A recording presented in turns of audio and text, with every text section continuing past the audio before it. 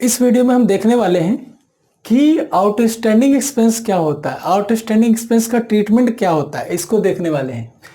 तो पहला मैंने क्वेश्चन में लिखा हुआ है what is outstanding expense. Answer में हमने लिखा है an expense due but has not been paid.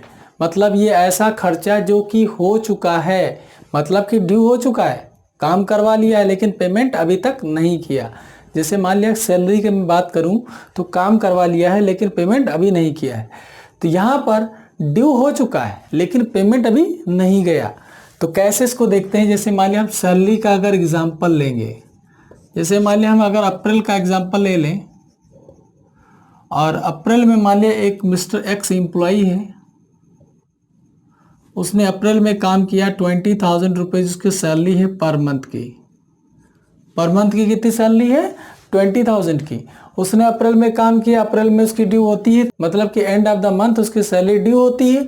तो उसकी सैलरी ड्यू कब होगी? 30 अप्रैल को उसकी सैलरी ड्यू हो जाएगी, उसको मिल जाना चाहिए। यानी जब ड्यू हुई तो उसे मिल भी जाना चाहिए, तो यानी 30 अप्रैल को उसको पेमेंट नहीं किया गया।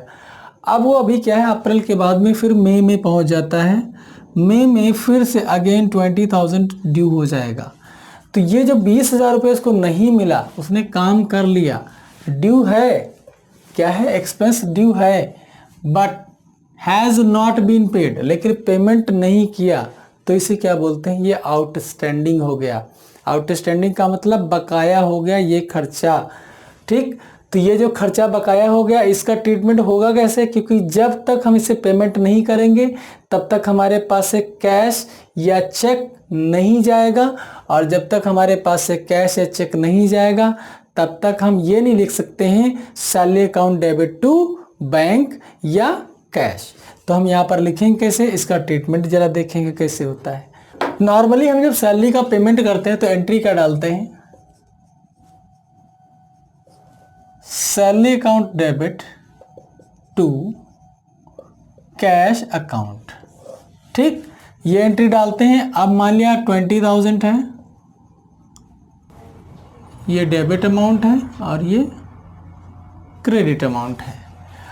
अब देखिए कैश में अगर हमें पेमेंट देना होता है तो हम क्या करते हैं, salary account debit to cash. Bank से अगर चेक से पेमेंट करना होता है तो लिखते हैं salary account debit to bank.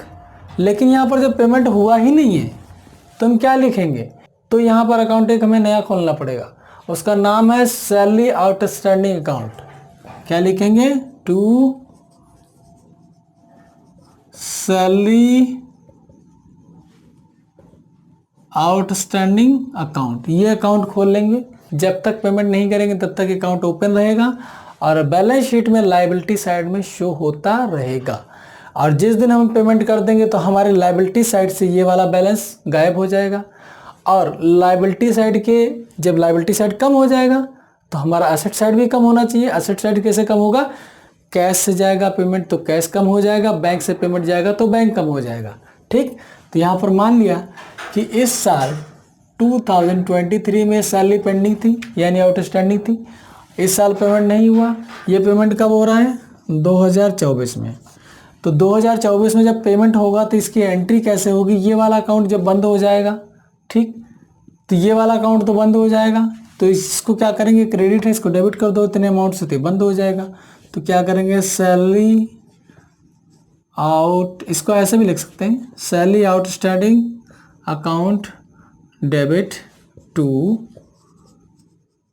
Bank account. हमने माना यहाँ पर चेक से पेमेंट हुआ है, ठीक, अगर कैश में करते तो यहाँ पर टू कैश लिख देते 20,000, और यहाँ भी कितना रख देंगे 20,000। तो इस तरीके से ये हमारा अकाउंट क्लोज हो जाता है। ठीक, ये हमारा क्या था आज का आउटस्टैंडिंग एक्सपेंस। यानी इसमें आउटस्टैंडिंग एक्सपेंस कोई भी खर्चा हो सकता है, सैलरी हो सकता है, इंश्योरेंस का हो सकता है, रेंट हो सकता है, कोई भी खर्चा। हमने यहाँ पर सैलरी को माना था और सैलरी के हिसाब से ट्रीटमेंट हमने दिखा दिया।